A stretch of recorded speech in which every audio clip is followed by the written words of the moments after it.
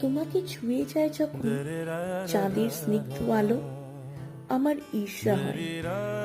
যখন ফুলের সৌরভে মুগ্ধ হও তুমি, আমার ঈর্ষা হয়। ঈর্ষা হয় যখন বৃষ্টির নুপুরের সাথে অবিরাম ভিজে চলো তুমি।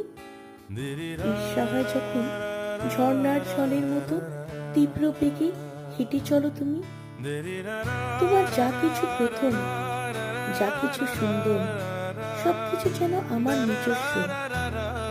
তোমার সব মুগ্ধতা যেন ঘিরে থাকে শুধু আমাকে ঘিরে।